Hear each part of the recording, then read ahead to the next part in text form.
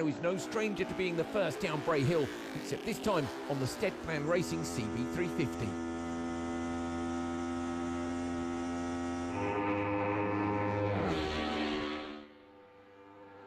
McGuinness was promptly followed by local rising star Joe Yeardsley, fourth fastest qualifier on the Ken Rutter Racing Honda. Third off the line, Dean Harrison, the Yorkshireman turned marksman on the first of the Craven Classic Racing Tedworth K4s. Harrison pursued by his teammate Jamie Coward at number 4. Coward missed Friday morning's historic senior race, so would dust off the cobwebs on his Craven Classic Racing Tedworth Honda.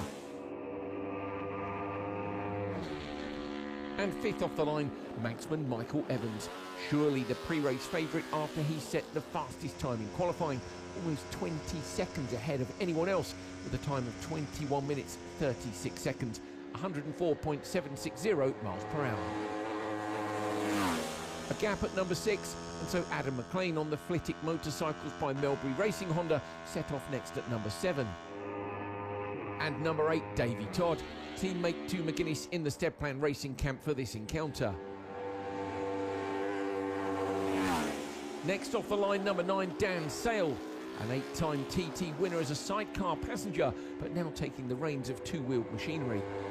And rounding out the first 10, Paul Jordan. The Northern Irishman was closest challenger to Michael Evans during qualifying week on his Davies Motorsport Honda.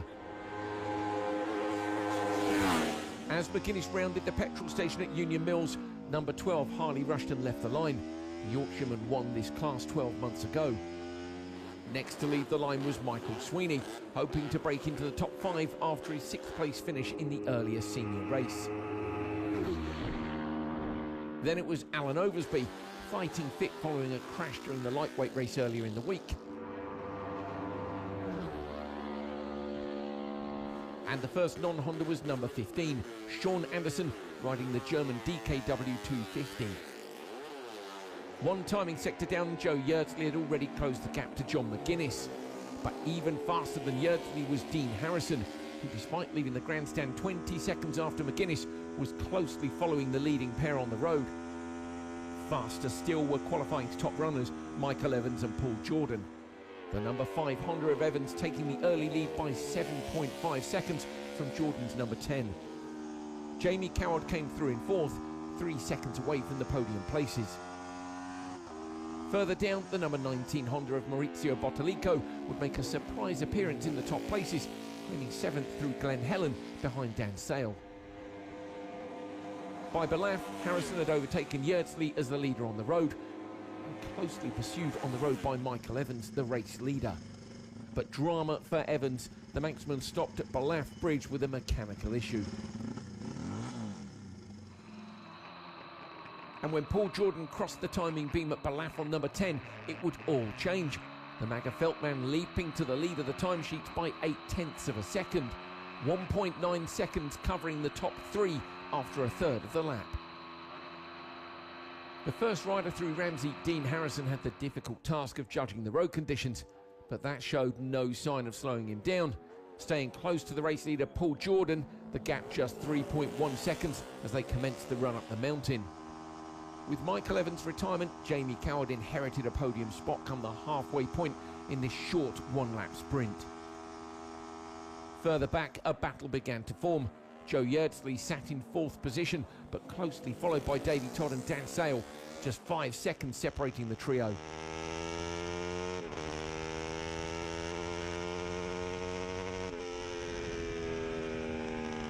Dean Harrison on his own at the front at the bungalow, the number 3 machine over half a minute ahead of Joe Yeardsley and Jamie Coward on the road.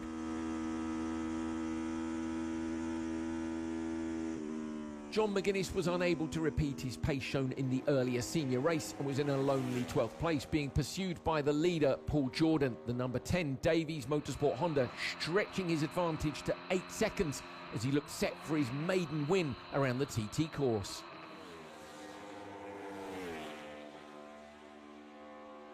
Coming down the mountain, Dean Harrison desperate to close the gap to Jordan, with 13 seconds between him and 3rd place Jamie Coward.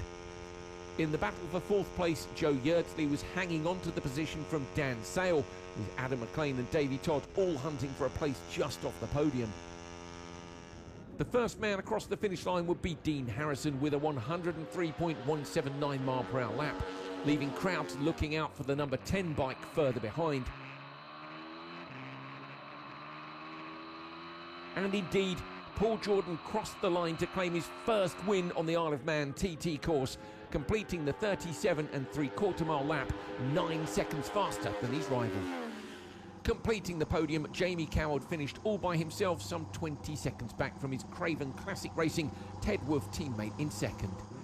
Meanwhile, the fight for fourth saw Joe Yeardsley lose out to Dan Sale, the two Hondas coming home with just 1.5 seconds between them, whilst Adam McLean sat in sixth, just 3 seconds further back. Completing the top